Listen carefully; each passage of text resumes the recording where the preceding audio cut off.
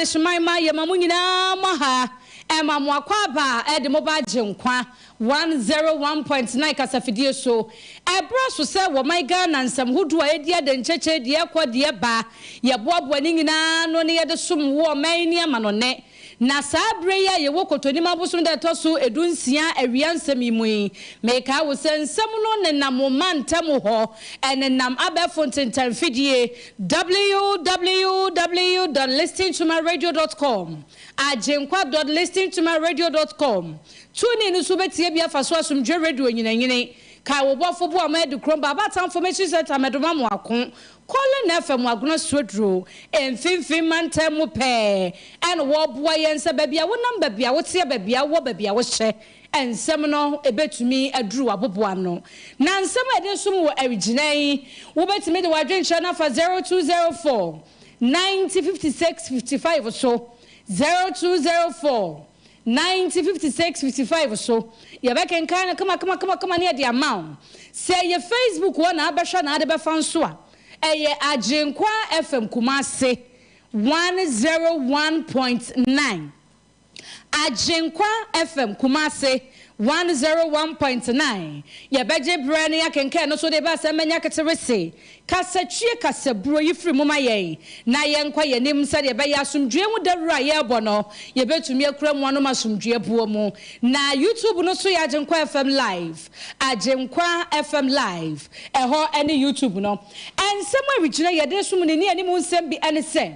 eye miracle jobonso a wokosi agan present ko betu franka de MNDC nanso wanya akwanya no woreye ababonten ade na no de sama to just nkabo mapa ade ama NDC amanyoko no na akane Liberia mampani Mami Ellen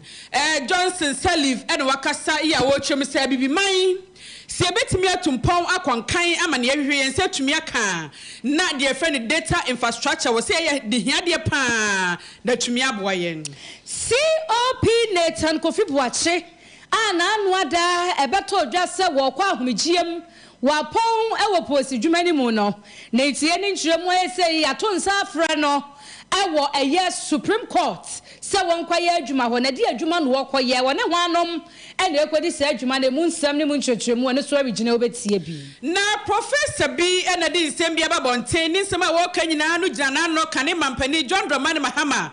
ni nsem odi tu dwa wo chese twede amponyankopon na dum ne so be ga na mampani obehwe na banking sector ho no banks ahodo a yegu no na namra kwan so no wonu besan so enya wonu etumi na papa kasa ya wo twem se oba no ye ne sade a na ne finance ministry so no ensem wo ho mi sansem esanse de ko so nyina no ehwadwumayefo edimu ntenteman sasem kro ye bi nenam so Emma Joe Jackson ono so de atodwa se maama kwa be na abefa so amom license ya yejejeje ye no wasan de ama wo mo ono so bisa kosa ne mu nsam adofo obetie bi original na edwadifo ye wono mo ewo race course ewo santimantam hadom na ekire se de ade ni sikode de enye se de bia benimfo so de a ena muntuato muntuatos muntuawei enne wo mo hia de nso so bo de tumpenimfo ni mo nye etu mo bo mo kokose de hia wo mo tumpenimfo ama ya emu obi ensi wo so badidi wo musika adofo we yo man munsam ye de amanone nsam to so ye be ko suda wa hinkro katom mu ane ye kohwe ehodo mabonyenye menteme ho ase asore ewo eye asrafo no na afei eye rapid support force ne ntem nanam so amane ma ekoso ho no na nokwa enso ni ba ku sei adofo nsemi na eye don hwere ba ku ntem yaje bresi adwa ye de esom wo enwuma ko bi adama na se original yenye brani emfansemi ensom Dr. Samala Magashi se magani magashi a ehonom ne ehu magahoho Twins Power Center for to me kasa Swift Gold ye be kono de yaba Priority Insurance Company Limited dabia wo yafa Abi National Savings and Loan Institute New Engineering Works ye Master Jones sano Lufa tablet ne suspension ba bo to malaria say sanso na Isaac paint was it to make a brain na paint papa efie ni ho entrance University College of Health and Science ehon ye kosua de Skin City Laboratorium already beto so no pa Alhaji City Bay the glaucoma, the cataract and the trachoma doctor Mamie do sase na dance nie afei Prestige Electronics also wo ye promotion ti fa ho bedom promotion adofo wonom na aboa ye se ye nsomo asomfo ne ye me the finance minister Afia Achia Brodia aka Midibewo me ne menuaba Nana Amabuachwa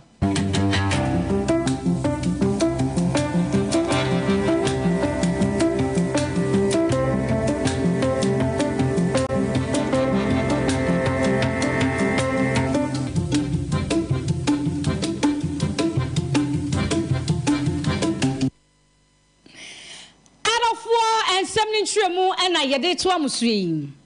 Nano memene NDC chinia kataman so amanyokuo. One mo de abatu okotintim so koyi mpanifo ebegina wonu manem e wo Ghana mrahye bedwafie ena afa de obedi wonu mo nim akopirtu media mo mfie mpinu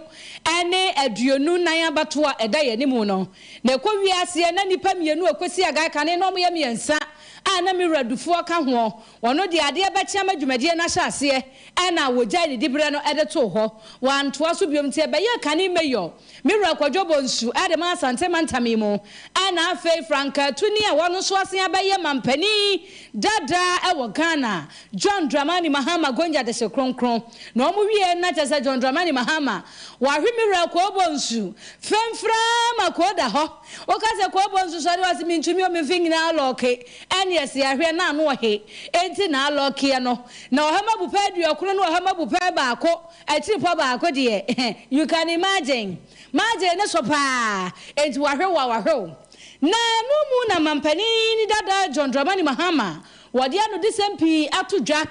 enna wie ye beba dandua imuin miracle obonsunso anu disem wode atodwa ne ye pone bi ho akere woyi wo kire se emfa woni se wo re ye se ye knocking it down se ye de ne bo ho se ye ne dan so ye ne dan wo so da so ye NDC ni ba na waji amanyokuo ne ntoto ye ne amanyokuo ne hihye ye di mapase e ya amanyokuo a wodon a ode hoahoa no ho na sa radio ka akwa wie nyina na sa de ono maka wo mo pe eye nkabom pa wo se nkabom ne ba bua magana ahonyehia mprempre ye wo mu no ndisi amanyoko no betumi agye ye de ye free mu na wo bra na mira ko bonsugu so ano wo kasa no na wo kire mampani dada John Dramani Mahama nkunimdi a wodi ye en wo gina so di nkunimdi na bo NPP kokko se we da di pefe se NPP mu fa mu nsan ngumuti na mu pedu ko mo yam na mo aso be ye sepa magana foa mama ya bra ha so ye nya so mfa so no wonu nyina ba betwa wani abu nkompo ade abehwe NDC amanyoko ni biom obese obeda mira kwabna dufu ase sa ade nyina mu no wade nanim onyam beta adwumadie nachi ama adwumadie ni wie mudie ama sedie na nipa bi pe no de no mo pese o mo tie de no mo pese o mo hu ni nyina ye rodo rada sama mfa so bia ama so ni nyina ne se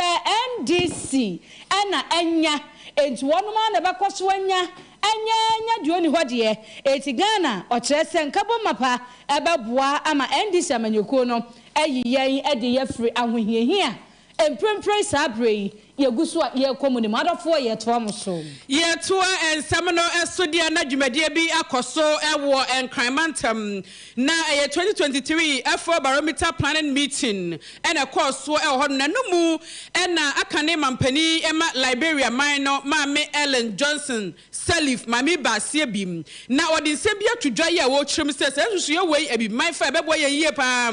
esanse abi man twede mponyankopon ache yade na ensu de bia no eye nam krofo man so enunti enu monyam ne emudi e wo no na ye tototo na se eno emwayem wo se ade ba akwa bibi man efa na se de kan abra bo ho ebebo e pa eni se data e ho ntotoye ye ni ye esanse bibi man ohoi data no enya ade a chese eye pekora ene kan no kora na ye fe eno so entumi emwayem ye nkonkan enunti wo se bibi man kanifo no wo mo hwe na eba investment a mo ye ne kese pa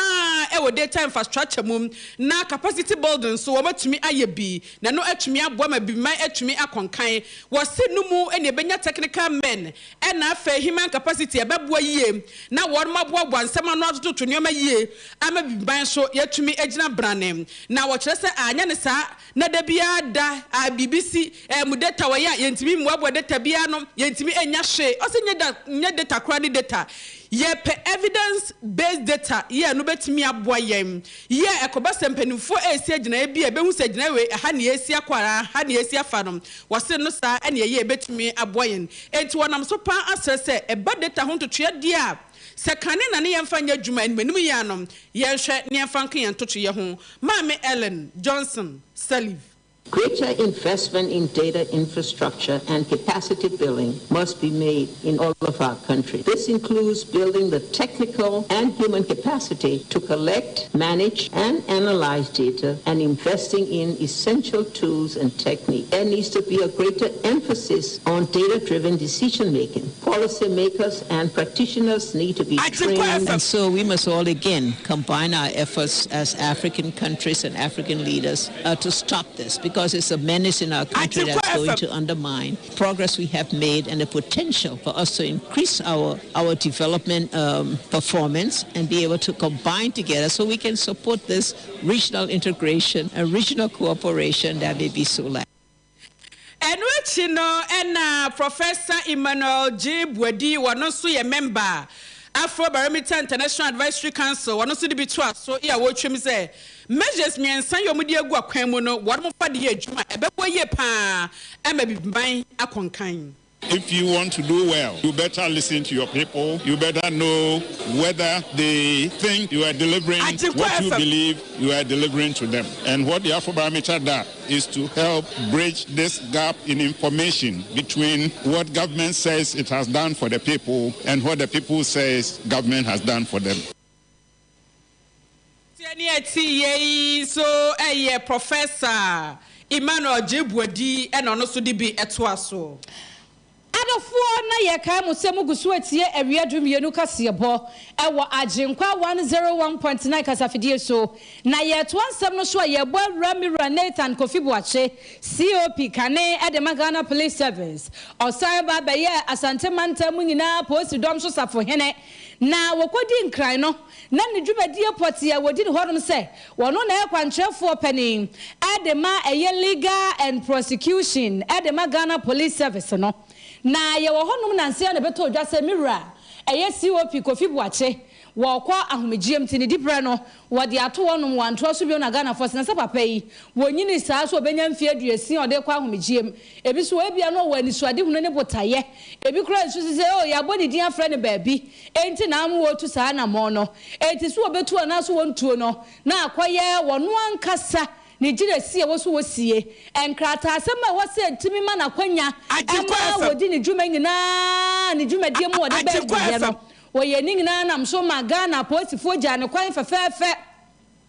ankrankra eni ntiri ne akokudam wo no nyina ekokota na chi na nenti ya yensa ka ekire mu a eye COP Nathan Kofi Boakye a wo gya ni dibre to ho no se watu ni dini aboni din afra no se won kwadi ni dwuma ewo omai court obata Supreme Court na no na twetwe manfo so kakra enipa bi bisa se Supreme Court wonom no kwa dai ana chese no wonom ka se wanya appointment baabi nti no wodi ni dibre to honom no na yampa arofo ewo ensemi mu nchechemu ne amarebo a abeto dwa ekiremu a anyo no nko okwa akwadi dwuma no ne afoforo be se aduokono asa afoforo no de oka ho bie eye gabi asare wo kyereda Professor Kenatefua a wono na National Education Authority wodano ane afoforo pi na wei eye ankrankra lawyer for me Nathan Kofi Boakye COP ono so ye lawyer ni mapa woni mu de ankrankra die ni bi ne akeka wono mabomu a womu kwadi sa adwuma no na adwuma wono mo kwa kwadie brofo kasa anasa asama da so wose eye natori na natori no sa wo de ba enkyerechemu mu na wo pani nkyeremu a ne nyina ne se wo bi o wotumi no man na hye no se wo mo anhye e wo court dandiem ama bibi bia ye document enkrata asem yɛbɛhu sɛ ɛyɛ korɔgye sɛ ɛba no soayɛ fam a yɛbɛhu sɛ ntotoyɛ no nyinaa agu so sɛ ɛba no ɛnsa no nsandeɛ mekyerɛ signatures a ɛno nso so ɛwɔhɛ na watoto no nyinaa ɛba no sɛ asɛnnie deɛ fa enipa bi ho ne ne ntotoyɛ ho ne nyinaa ɛka ho bi ɛna ma natori no etumi ewie mu die enti saa bra wato nsa afra na to dini sɛ ɛhɔ ɛne afoforo nkunu bi na ɔno kɔ akɔdi dwuma ne deɛ na kyerɛ sɛ Supreme Court wɔn na ɛkɔhwɛ bibi bia court no bɛtena so ɛwɔ emmerɛ mu no signatures ɛwom ɛbɛfa ɔmo nsɛm ama ɔmo ahwɛ kyerɛ sɛ bibia ɛna ɔmanfo bi sase na gabi atwɔ da akɔyɛ sɛ ɔno so yɛ adwuma Supreme Court ɛne ɛsɛ ane ɛsɛ wɔyɛ Supreme Court worker enti wumpo edini na ba adeta arawfo yɛ te waso yɛbɛto aso na yɛba ne yankwa yɛbɛgye ne so yɛbɛgye no so nti yɛbɛto aso sɛ deɛ Supreme Court wɔde ne yɛbɛyɛ fele ho ɛyɛ sadi ni tinapa yɛhyehyɛ sɛ soko wade ase baabi abɛbɔ pampe adwuma ne da adwuma no mokɔyɛ ndeɛ sɛ wei gana enipa nti miracle fi boache ɛka ho a enipa 91 ɛna ya appoint wɔ mo mprempre so mo kɔhɛ saa deɛ no ɔmo kɔyɛ adwuma Supreme Court yɛtua mo ka paper bi akwa yɛtua mo ka akatua tentemfu obedi allowances obedi incentives ahodo a ebe motivate na adwuma nyɛ no nko ne taafo nyina na bɛgye already ɔmo ho na gye ne daba etu ɔno so kɔtoa so agye obi bisa sa ada ya abato ne nti ne yɛpie ni pagu Supreme Court pie na ana sɛ we no ɛyɛ court mmara because men sɛ da hu bi sa ada si ɛwɔ nipa nkonsa kogu Supreme Court saa adofo ese gabi ochire daako oye adwuma Supreme Court miracle na tefo minim se woko Supreme Court obejai National Identification Authority Ghana card adwuma na to ha woko enim yenu ejiwe waje ha no ade Supreme Court e bia no mo sacrifice abo man nim e dey sacrifice and the sacrifice for where sacrifice for where so me ye ho chire sister jai na gani abo di mi fra o sakoda ha abo di na ati mi benya kokuduro wo rebo nkum he ni fa Supreme Court wa yi no okohwe bibi bia baba bia signature shaase no wona behwe hu se ni passport wo benten wona saafo ni nyina ya gina ne na so very good ono na behwe se oti bia ebekoso no omo kobo adwuma ho to mu ni ho na yemo mu di na ho no yenye adwuma ho asema na mesumi bisa no atikwa fm yemo mu di ni yenye adwuma em se no no mo ye no so ye 2 afi de bi koka ho we ye force na mo di bi koka ma ko say 91 atikwa fm na ko Supreme Court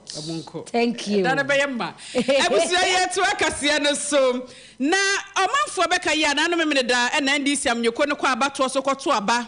e de paw wo mrese wedwafo e de ne obetu frank ade ma amanyeko ne ko wiase na owura John Dramani Mahama e na wadi nkunim enu nti wono na sese de body din a otu franka e de ama ndc amnyeko no mahunu wo mu gina bre na enra wakasai ya wada ase esansa abato de emu nsensema ya na doshun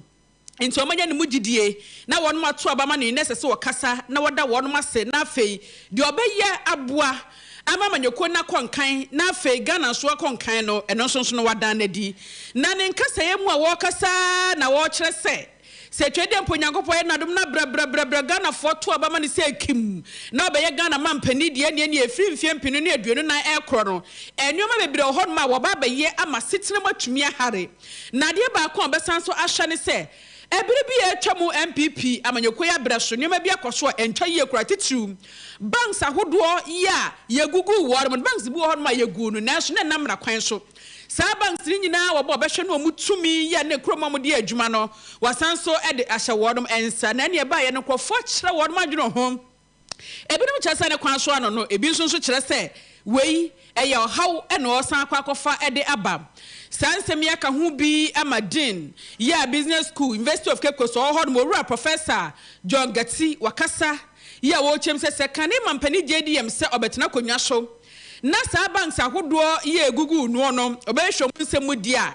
ɛne na nya Bank of Ghana nko na wɔsɔ de n'ani bota finance ministry hɔ nso na hɔ dwumayɛfoɔ no ye won sem bebre ebisa won mo pani yentie ne is the possibility of questioning people about their stewardship as to whether when an investigation is conducted, the investigation will settle on taking people on based on causing financial loss to the state will have to be done by those who are given the opportunity to conduct an investigation. But clearly, people who took those decisions, they are not right in all the decisions that they took, and those will be of concern. For example, in 2015, this act was put in place to salvage the energy sector, which was actually endemic to the banking sector. So the idea was that when proceeds from that levy begins to come in, it will be used to settle the energy sector, and the energy sector likewise settles the banking sector. So that will bring in about liquidity and then strengthening the books of the banks.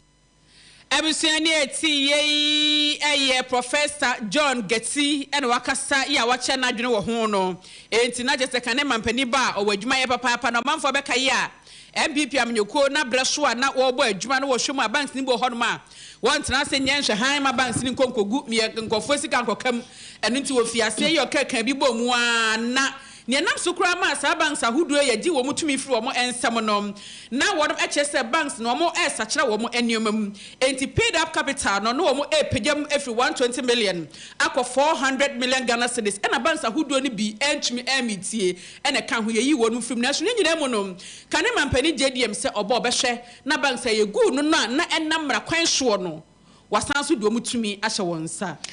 was asem mampani kaso obo obehwe no de tumi na se ahye mo nsai ena kwanchefo penny adema eye Dalex Finance Owura Joe Jackson waba bonten no de abeto dwa no se mama bedran yade wei asem na wo kan asu o efri se na Ghana sikasam ne nhehye ne ntoto yenye ana nam Soma Bank of Ghana yes dabi sasa na tie dia wo bepra ye sika krabia tena ya hudu nim ana emu prapra ye sa akofa sa ha we ba ye wo se wo how pa eda ho e wo Ghana ye sika sam ne ntoto ye ne die ene so hwe no enyo ha ketwa e kofa sa nsem we nyina ba ye ne ntie ye ne nwanwa se mpo mampani nya tumi no emfie mpinu ne aduonu nan abato abato ani mu a ekwa be no befa so a Obasanya restores our alliances no Ediamasa banks are all come Yenti Joe Jackson. The banking supervision rule as well. I think reforms have to be brought into the banking sector. We need to get a little more serious with how we execute the banking supervision rule of Bank of Ghana. And Bank of Ghana is the lender of last resort. It is a regulator and knows exactly which banks are defaulting and which banks are under a lot of stress, liquidity stress, non-performing loan stress, and all of that. And Bank of Ghana needs to put in some measures to assist these banks to be governed better. So we need better governance in the banking sector. And we have seen that in road contractors, one of the large components of the non-performing loans, mainly because government refuses to pay them on time. And these banks keep on charging interest as they should, and after a while these companies fold up because they just cannot pay back the banks, and that is because the government refuses to meet its obligation by making payments in a timely manner. For some reason the foreign contractors are paid on time, but the local contractors are not paid on time because I believe that the Ministry of Finance can sanction them, and that is why no contractor takes the government to court. AGYENKWA FM. Obi bisasa papa wantitwi ana na brofu ikura ombeka ne saye do mo peye to futu aguanya no mka brofu akaze ho wafa ye PRO ezo ntua ye ka etwaka ne akirem nigina na se be ya nwanwa pa se kwaye nam Soma Bank of Ghana eprapra eyesika kura bia hudu ni mo ehwe se pepe pare yo betumi akoso ewesika sam ne ntoto ye ho ana kofa asa wo yo na we de bresika kura bia ne bi eti se mampani ba nese wo so obetimi a restore bo banks binu mudin chese enye bank seketwa eye mira kwabnadufo bank ka ho bi ama mira no mfemfem nyina de ka ho and what chese eye ne nwanwa enti nchiremu ho no mo no wonhya da nte ase ye wonchire ne mu yie Joe Jackson eye pani Adema eye Dalex Finance ena yeko ekontie ni Yatoa ensam no eso na yeba ye ne ye die mo ye besia kokejetia race course na adwadifo hodom ho na omano dem omu twa adwe wonum kire se aseke mempanifo ni omu di agro bia omani nye hokra ni nyina ne se wonum ti hwayi womu tuato e de ma assembly no nanso bia omu di dwa no nyoma nkoye na so omu bɔ mpanifo amane a wonum be ka yemfi wonum enti wonum e bɔ mpanifo kokose wonum nhwe no ma meka ntwom so omu tuato bia esanse womu do mo de sra kwa goto omanim se ekwan hodo yi aka se foso edi nyoma ba dwom hormo no ekwan ne nye asesei breji asese ka fa so enye baabi adwadifo ankasa na omanfo ekoto ade ebe nante kramp na toda na kwakoye den dia ma wo titiru ene ka sakase ya na ebeyi nyoma no eno na ya na ka hu bie yesi nkwanhyiesi yesi we na asie wonum chese saade na ekoso nyina no matu ho na mode ho nsema kwakoto mpanimfo anim se wo mo mre dwonum mehwe na ne esese omo ye mo ne nyama wo mo eno de mo mehwe ade achi ade sense wo mo na wo mo so a ne ya juto ya jiwe chese obedura ye nto wo hwe ne agira wo so ne ya je nyoma ya je hu sika ya sadie no emwa kura na maami a wono na ejina adwom hema anamu ekasa ye maami chewa eye madam Akosua echa ne nsema odi tu dwa ye ntie no asema ekoso de kemefo ni eni ne yie ya ba be mfie num ni yetiateche musa ni aboni dawuro a kire kemefo bai ya haw enye wo mo nti ya de kwadan ya nana Asante hema nana kwandu yi adom se de kemefo de ye ni otonsa frɛ ya wura sampan se wo mra emekire no adekro nti a wo se wonye ha mai abra ne so ye no ya wura sampan ma otubofo ma ne besre na ayema ekwan se otu kwan wantimi amedu tie de yetia ehwe yewura sampan anim so wobeba na gya ye nana se ye nkoya wada na yaba tie de ahwe ne yehwe se ye wada yewura sampan ne beba na ye nana oti kokko so ebusa ne de ntia wo mo si race course ha wo mo nya ha ma ye ne ateche ene ye tie toilet ye kɔ wo mato na di chese ye wunie ye nye adesuo beto de ye fifie ba ka no kura de ko hwe edan mu eye maame Akosua echa na wode won matete mo efamu bia to dwa no enti wasinsa asemi nyina no won ato safre oran manyamfo sampan na wakona na anim no akwakoyi ne ho ano sedie enti bone bai na race course adwadifo aye ye no tinti moje won mo to nanso no ensiesi esese mo yema wo mo nyeye na adwadifo ma no ne mema ne bisu do ma no to sansemi mu a wo so e kire won adwene Madam Akofo no me man so muntwa because my hwe ase akodaji hwe me nante hwe de na na moya munya ye hwi etitakti ne de ye ntwa na ntwa cha nya ma me no ana se ma ye ntwa me ma nam so munya ntwa na o mo ba ya o mo ba ji o musika enu o mu ni asembia ene ya o ba ya a kire o ba ji o musika na ma me de o ya le won ba dwom kura me se me ma be ba bi ntwa ja ba hwe ase akoda emergency we de na na hwe me na e jepu e se maka de ma ye mobo etitakti ne kana na dawro mo nka bibia ye ntwa obesa ma ewura sampan baba ayimfie de nana abakasa nana bi wonka hwe mfankyere ye hwe ye kwan ne ye hwe ye ba ne bra ye bra ya ne ye to ye hosi wo se text ni de ye ntwa ne na ntwa ne kyina age so mo be ye hu bibia ma yansana ne ye bre kwana de no kurani bridge bi wo so bridge no ka kasie pa lo dunia ma ntimi fa bridge no ya ka kemefo nye o ma dise o mo ye bibia afa hwe kwa mo bangi ye ni mo ya Asante ateche pa etao minia bema unia ba ni meni wo yire ni me pa na kamini ma ka be wa rewo nti yesra ka me fo se omunya bibi emfa ho ebusuani eti ye adwadifo ma ye a wonum edi dwa e race course e na omo de omo ade sere atu dwa no kire se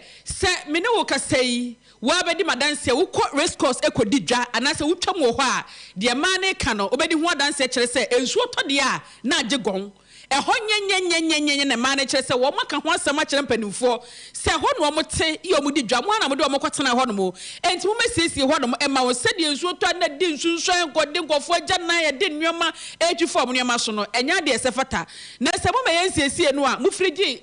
ticket na che mo firi twa ya che papa mo gisika no a besi nde efiri sa abre kode wo bu ntua kapra na asempo agisema ba ho abe yensiesie na ma no de nsem ne bi atu edwam ade hye ma nyina we so na yentwe ho to nkramre ba ye de mbakwa no ne nsem mu He wants. What's a wedding is it? Oh, you butu Wakaka. Missy, Lufat na wajima where you? Hey, malaria drew Lufat. To my wedding where your hospital. Sister, where I imagine there. Few hours to my wedding. No Missy Semu whoma yeshepe. Linketa was a my husband is sick. Hey, Jamo Tornado. Never seen no what's the water tested positive for malaria? No, never seen one for ambulance no one. Up ambulance. It's not a bicycle foam. No, nothing from Kakabo. No, kick. Me wedding gonna me make up nina. Sometimes nearest pharmacy. So wanna meji Lufat. Entrance pharmaceuticals for one malaria druna. Inyo. No ye na wanter. Mukuno china nenadi. Abrante pa. No kuniso. No pona waka that you may kiss the bride. If you want to show day. No, donna. Man, no, you don't know. Indeed, woman malaria and cold to them. Lufat. A malaria drop test for malaria before treatment. FDA Ashesa a deadly in Kratway Ajatum say a year. Ano kwa majiha hamedi. Mepa chinyi jufwa na namajiha hamedi sano. Doctor amagashi na make for the amount. Yadia eja etunya duote hamaka sano de hamaka ye juma. Enu nebetu yadia na se. Mimi yenkwa chinchi mrawate na bomo chichi ye frinswase beka chose odenchama wa. Yenyine chinye masoshe huna jia tumse. Doctor amagashi wate hamaka sa. Eye stroke unyeje yadia. Na fuami yensape odibetu asiye. Asma enu susi menum no tu asiye. Eyem kro ulcer wadi na fuami yensa. Chinyente ne kuma bonso nkronso ayehia doctor say ne ntontia waje hahamedi ode trokunkum bible munsam kronkronkron ene beto spiritual marriage na se honhom munsam a etena wo so obi ne wo beda yato waduro ade bi ye fa honhom no kwahwehwe doctor magashi ya kira kwan no besa dia maw sanom na anu ya mani krotweri se mehne santamu medie bi ho adanse drugs ene nipa na to muntentan oja ya enyai fa wani kira doctor magashi ho na kwakwape yaresa efama no gold ho sansam gold honhom etacha ya na sopa emfa nkwachinchin baby amiemfa so kwana no wachinchina fa wo haw ni nyina koda doctor magashi he ne ba na mema yebom krokro sadi agrade edwedwai eno so fa kwan na obehwe no asan yade kidney yade eno so doctor betu ase amagani amagashi a ene ehu amagahoho fa wani kire macro kani police house on hwe ni mu pe ya ye adwuma di frijuwa da edi kosi memeneda ya hye ase anopa no nwotwe a ye po anwumre no nsia fra yen wo 0547 044307 and 0544580936 Dr. Amagasiana wa mami ho adwiri Asaka samrai biu Foligo capsules ni syrup your multivitamin fofra ejema mofani penina iron zinc copper folic acid vitamin B6 nutrient shimuma Foligo brama oxygen ya twiko yemuno eje dwumaye na honam no so nya hode a ehwehwe Foligo syrup the deda malt ni ewowo ni jema mofra Foligo blood building nutrients so ne pama benefo omikatufo ni obi a wayare na hotono yankase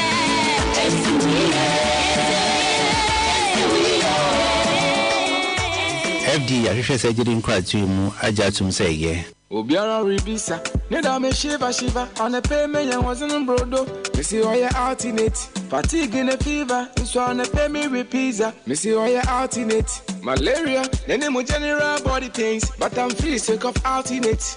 everything be alternate Take off in be the ultimate, no martinate. Malaria fever, no martinate. Nimu fatigue in a headache, no martinate. Weja when I'm yow, no martinate. Pasta na lawyer, no martinate. Presented for kahun, no martinate. Kaya yo you borrowed them, no martinate. Mano mede, also no martinate. Yo, no martinate. Malaria fever, no martinate. Nimu fatigue in a headache, no martinate. Weja when I'm yow, no martinate. Pasta na lawyer, no martinate. Presented for kahun, no martinate. Kaya yo you borrowed them, no martinate. Mano mede, also no martinate. Yo. Arafo wunya alternate ni bi na aboba ebeboa wuye pa na ebeboa ni padua no so. Ye gina we so ne amoamo ama omonitie ne de wakwa ama no ne nsemu atoa so. Arafo ye mompa ye fama Sudan, na ese Sudan no jadamo yi. Eye wa hin kro katom. Ana meka sei asrafo ene eye asrafo ko bi a wono mo no hani so asienti wonu ni abrabo madaje na ekuemienu ba no dini ba ko eye Abdel Fattah al-Burhan ana eye force no nso so kan dini ye Muhammad Hamdan eye Dagalo omumienu nyina no obi anya na adwese de yekoso no wo gene yonko atomate ne yemase ana omudi agyam so na kwahwe wudru wonu ma hinkro katom hono ma enwusie se baba ya obi na eheka akoba enso so eye topaye ani tuo ana onu maka abomu a wonu mototo emprempre se wudru katom hono ma aduane ho akwa atwe omanfo nyansuo nom na omanya bi adware wonu mo de sumu wutumi kranfro bi ni nkomo eniema nyina ye kesene asemi pomponso fraso for iso obuso da na toso edunum ni mum ana mpanimfo de ebejai ana ebesi na entumi anyai won mo kire se asemu akoso nam so ama mansa kuba tan wabam wakasa nanso emfa enti mprempre ye kasa won mo wiem sengina bia eye airport wa e watermark enye adwuma atnaye ahodo ye ama ahodo na mansini atnaye embassies no eno so nya adwuma wokwa ya asabia ya tutum sikakura bia enye adwuma omanfo shops a wonu ma bie ho no nkodi papa bibi bo wonu ma no so twede ho nyina tutum wo mo chese ntokwa na se akoma ne hom ne so ewo AGYENIM na eno so eye capital de ma West Darfur state ho no so da AGYENIM so wo mo bo amane ebu akonta na enipa afri mu honom enye nipa wa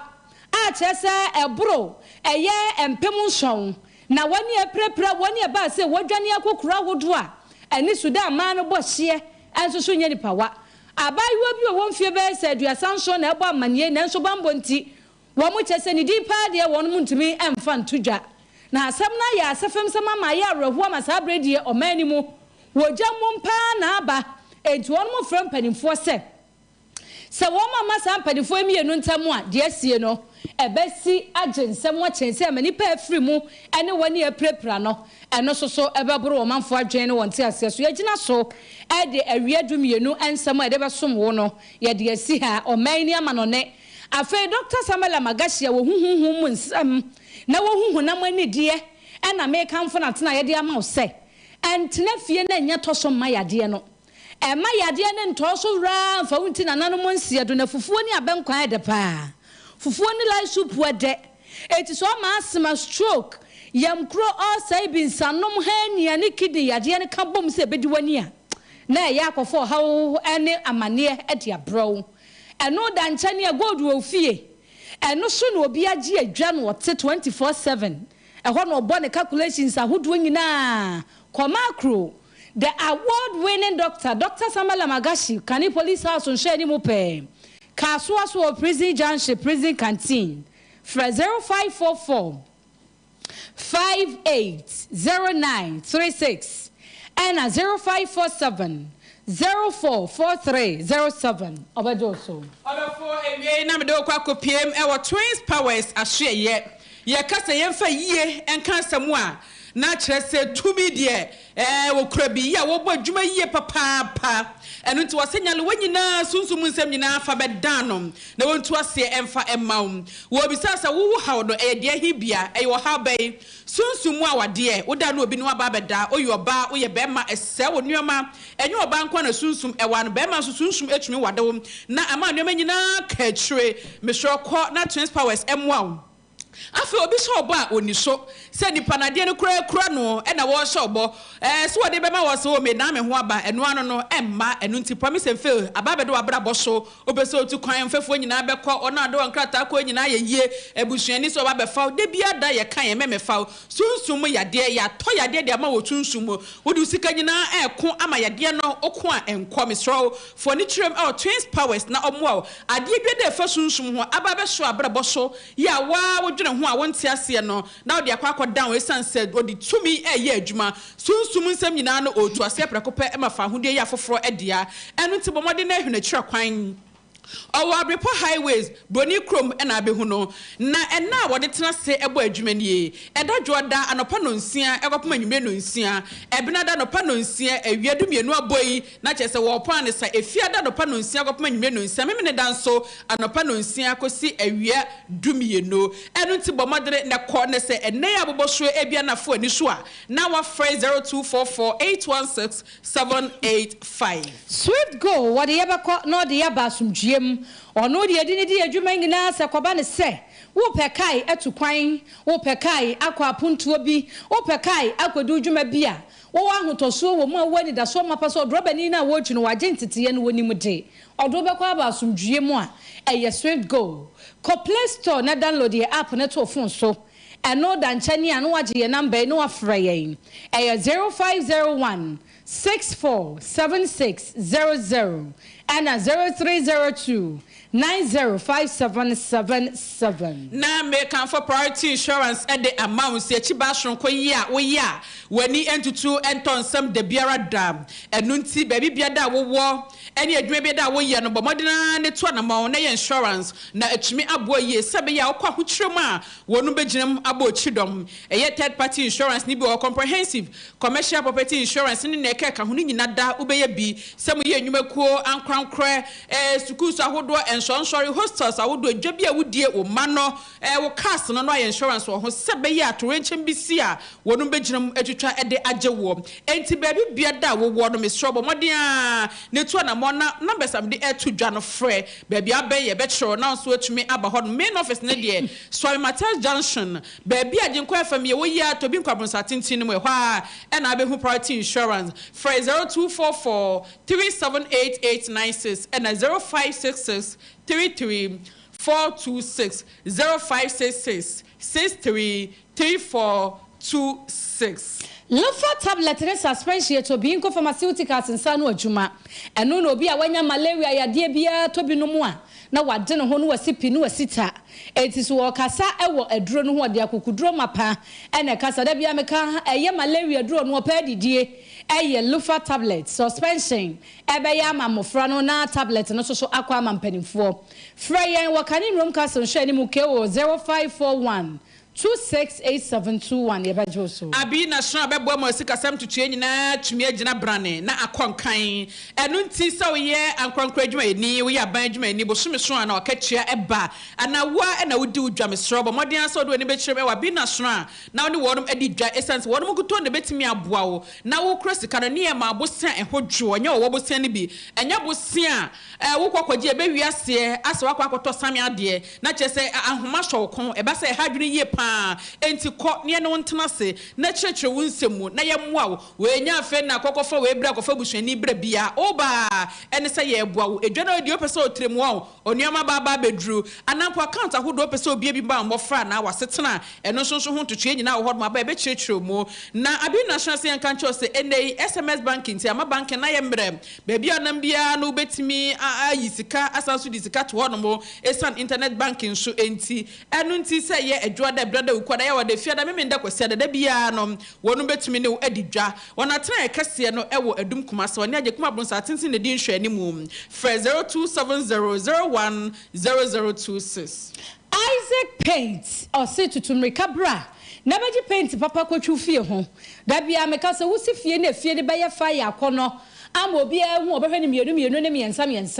na ye paint ye wo fie no ho eno na edu sa dance en de kire wo eno nti yankwaje emotion and oil paint DTM semi gloss satin EGG shell and flat afa waterproof paint concrete sealer and a stabilizer paint ewo tipsy abrosani mu eye de chem so ekwan no ho a controller dynamo fra 0243 975756 0243 975756 Yabajoso. Master Joe to Safra or new engineer works or Sebra. Now air condition, yes, kama emfa ema conduit and as a pipeline, what when you wajma emfa Sanso and a refrigerator sa entimi emwajma ye entimi freezy ye no, ye best yes kama na washing machine no, a senior man ameniat and wine, ebia na sha na ensure na muto to nino ye best yes at the amount. And to also air conditioner office what mo sha na air bomb from Mankwa air show. show anase bia mpampe efiri mu ba enhyeda nya homeka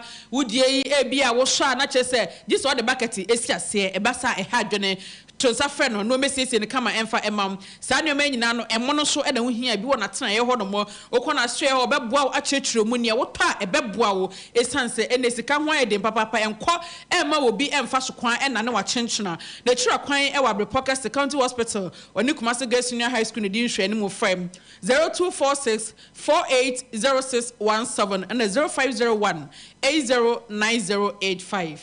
Yeko Entrance University College of Health and Science. ASC wo Mira Amoto Ben Kwanche for Penny Demand Tobinco Group of Companies. Make us say when Kwame Nkrumah Suapon na ko ho bom. E wa bibra to yemu ha say. So person we a doctor of pharmacy na wunya degree a e say Suapon yipe e na betimi akobie. Kwa be for tenta fidie no so. Na kwa ye website wo www.euchs.edu.gh. Na 0509 086631 and 0509 086651. Make us say 2022-2023 admission. Egusu awo first suafo. Promotion. Prestige Electronics and eton safra se promotion koso enunti odofo emientwa wunya emenkofo kwakwaje nneoma no na de wo nkachi we akonya no hodom e de ma wanti e na ye twen kwana nso kwaje onneoma e home appliances e na ye ton na ye ton bie ni eche bia ka ho ade bia beto no ye beche ade so e de aka ho enunti ko hodom e na kwaje TV set gas cooker home theater fridges akase e na afa enketwa soundbar washing machine TV akase boyi kese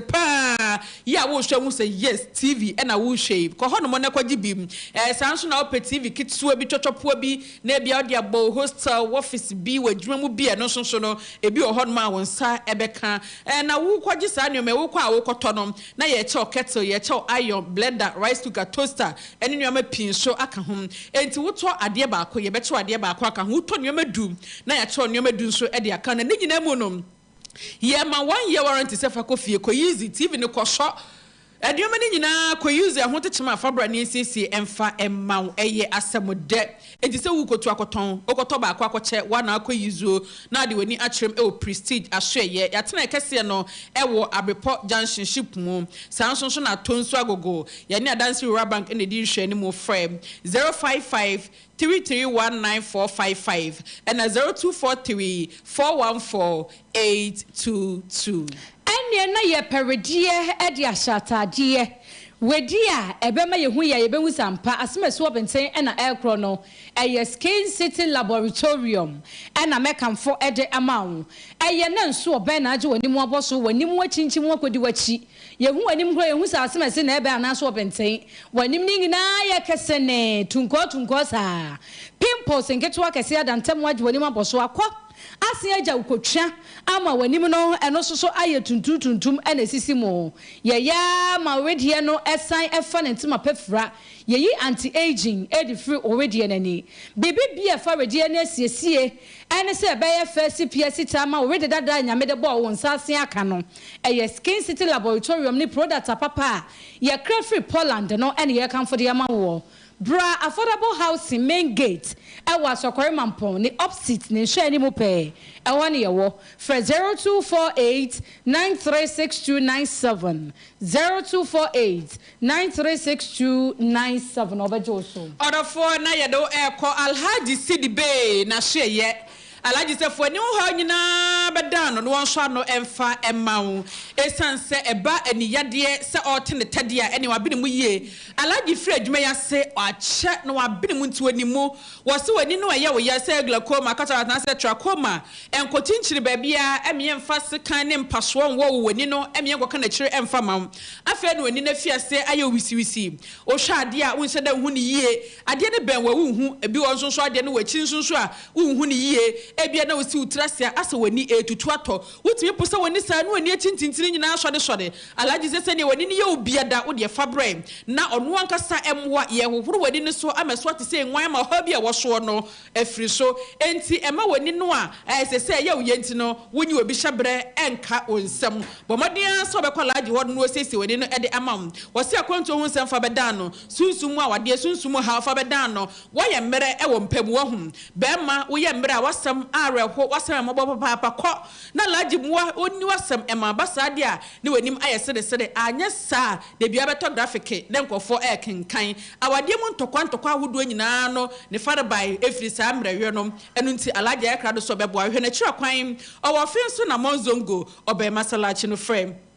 0240 994362 and 0266 666668. Mami Adusan was Madasie nie, Mini Adasi dear train a quite jowl. Bafrona also did be what a Nepa Dusa Heba Mexan and a capsule Sinibinom. Now was this Yadia Coco wouldn't mean in Aswa for Chikromu Yaw Eberco. Adusan Mala Hebetu Malaria or no more tour, and when I'm yawning in our say. Adusa Heba ointment Minia, when ya bitria and Suya Frasi Guguisa Sabra, Bedini Penya, Dini Penny se prefa, and Untianfa when I'm yawning in Annie and Numpemo Chayano, and Quada. Drusa Heba ointment. Kwa pharmacy shop be a 1 my Ghana fana. Okwa ni nra mabubo dinu benya bi ho. Kwa macro a year golf fuel station ho. Natina e KASIEBO ko ho. Sa wo frɛ na maami Adusa mfa papa Adusa befa. Fra 0500 110115 and 0557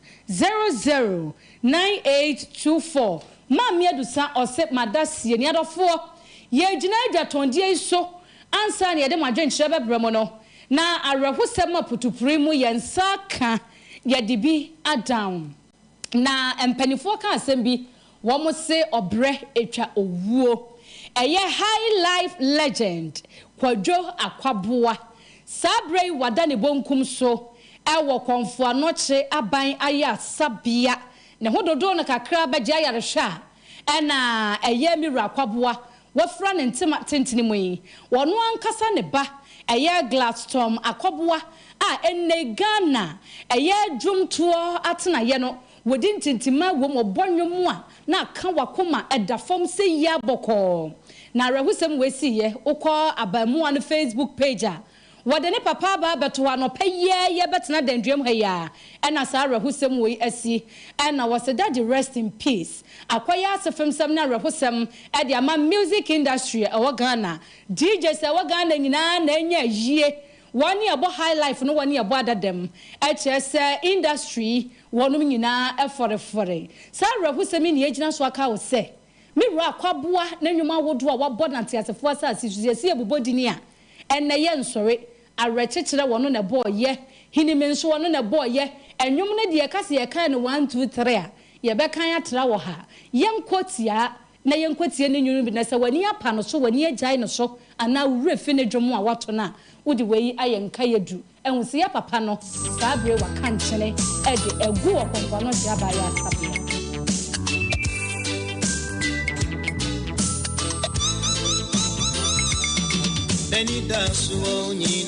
AGYENKWA FM Eye ambassador na mi do na eba no say no do pe na mi mede ya edroboni na mi AGYENKWA FM anase mi ko sha konfo se obi do wa huana na ini wuki kanu na mi ti o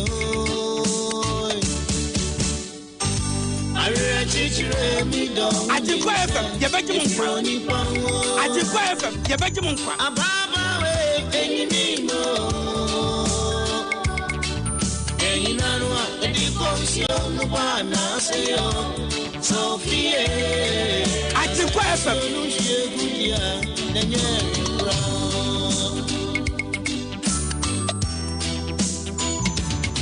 Amete odasino. And I'm also not meeting or dancing.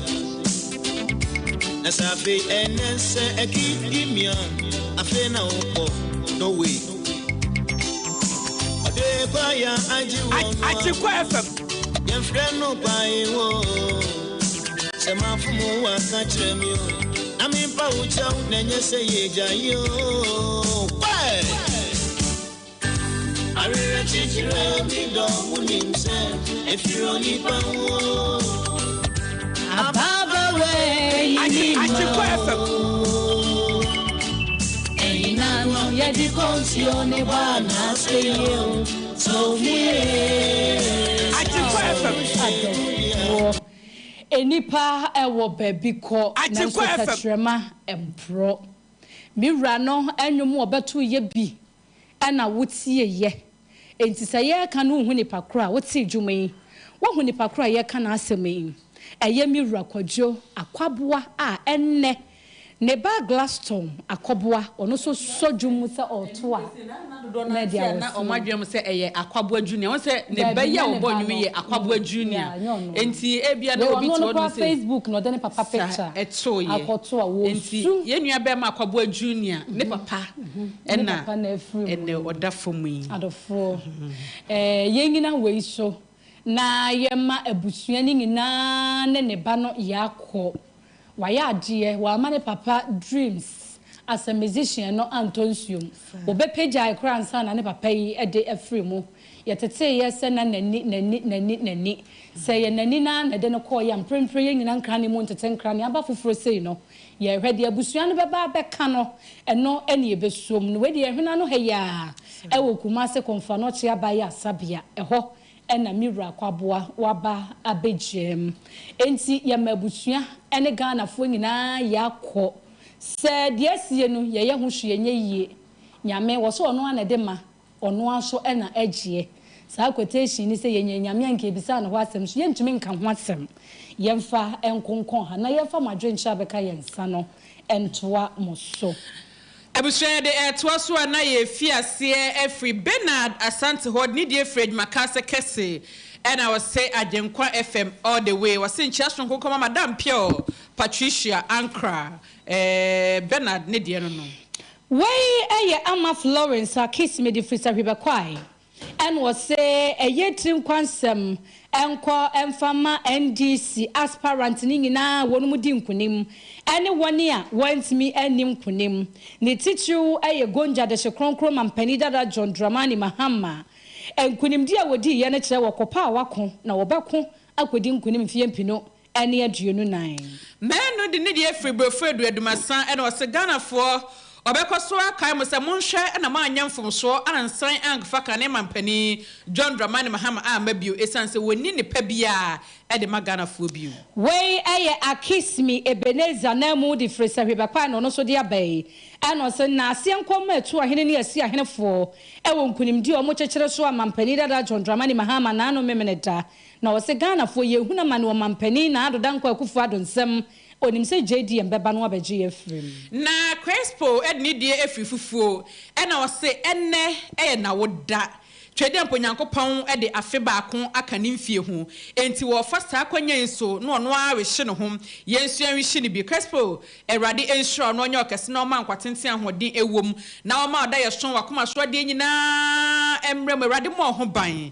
na onhwe oso akwanya nyina mu Crespo happy birthday erade enka ho na nabudi fable kuma central AK Dr. Bawomia is coming. Wasi mampani dada John Dramani Mahama. Wani onkosu nuonwa nanum. Na wontiti nanum saa se de wonamu a woye. Ohune se Ghana fo enche ne erefi asemwa ho. Ye kai ne niema wo beye ye nyina. Ede na Ghana fo ye pebiom. Saa bre ye mampani ama petro bo so ate, senti ade bo so ate, ene niema nyina so atete no. Ne ye gya no ho abeto aba mo ho. Wonim di okeka. Na teacher constitution edi ni die friwe mo ase e na abrayen e na wose se owura John Dramani Mahama eni na NDC adwene yomo se Ghana fo beto aba mo mu bio no masa betena Ghana konwa so de eni yomo da no munya ne mfiri wo mo ndam na obi so se ye de nkate apro nkate dada ye de yenkwa ma ne ye ya na wose mpanimfo se sankofa ye nchiri na so sankofa we die ye chiri enti si ye de NDC amnyoko no ebe bio so metena Ghana konwa so no eti se boapayo kwan so ya hyada akokra COVID-19 every Wuhan China se emra Ghana chese ebe bo ma no kojo to ti Ghana enya ni da ho Zeman the Fry Zeman Ventures, Kronum Janet Shenimo, and was a special prosecutor. Obi kwa yene campaign, Onya Juma wa bem, Onguta position be a womb. Now on one idiot, what to be a guama for us also go him. Nagana and penny for this can and why him worry. Eh, Kissia Jabe, oh yama broso. No for any no for any so. Yo, yeah, worry. Maybe. Fantastic Wilberforce, or the freezer assignment so. And was the about way catch there say. 11 ni better say bibidura. Yani ankasa e besa yen yede wanyi na etumi aboa ye womputu nyuma ho. Say 11 aye awuduro. Me akwaje bosia billion miensa e wo IMF. Mo ho ani wo NPP fo. Yen nyina ba bi nto aba mfa ma mu biom dia na mo gie dia mo ye yen nyina echi mposa mo sa to aso na mo wie yen wa ho. Wasi ya tuaba edema owura Kofi Bento afo. So wo meye eye Penny a wono ene beda emrase bedwafie na no ede ama omanfo wo sehwe yo so mpeswa no so woda etu ahene ene esi ahene fo ni nyina ase e wo sa kwan no so Crispo birthday aka ho asem ena we Francis Africa so that tools yanka gold for nanama o stories na gold for you mpacho Crispo ko relegation why bye bye ko Crozi Sekerozio Secrecio sana ne nananom kanom wasi wo share live e wo akokwa amon osema mpani dada John Dramani Mahama woni NDC mamun sai mu brekora ani musika na NPP wadi kia breaking wo twena wie wo munim de mu penti ano mo bre ne nam tantanu akeka nsam edian ya na mo je ne Ghana Gladys Japan akosi ya papa bi odi laboni no so what the news sham news de and Chiakasia was what the Medjian about AGYENIM BOATENG and a DJ Castro, Nini Abema Bacope, a Rie or so Ochiano. Tita Kwajodi Fritepa and Susu was the NDC. Munguswa Namwabuam Jose, Munquaning number 2 position. If it says already JGM, Neniama warye, and then some more walkana. Agenda Dana. Fufriabia and Bemu. It's Mama Hamaho. Baby Africa so what a year American town, AK Hawanie. Or Sagana for Mamma from Shore. Namon San Kofa NDC in San Fanny maybe I'm an yokon one serious. And put to Numa every day. A year a bang was when they yearning now. NDC dear never again. In Shirapa and Nelka, Edifree as Shama and Peswano so. AKBMW Baba Bawumia 7 Wakano. And what I say, His Excellency Dr. Alhaji Mahmoud Bawumia, the competent man, the visionary man, the hard-working leader, the formidable or no any lady woman, I'm breaking what she in Pino, and yet you do nine about what you bet to him was the NPP near was soon near Kokrodo. She rado. Out of 4, Yajina so then some of the best somewhere ye a fisam near manonesem, and you rakwaboa, what friend and Timatin some a gaton dear woman adventure. Yadinina Essiha. Yabada was a sababy, a war baby, I was share baby, I would see a yea. What day AGYENKWA at Wakoma show? Not 24/7, or say AGYENKWA Betty. Yada was sippy, yes, we any so papa. A rather on count, now one show so. Now one yoke, I say my Crispa would in birthday.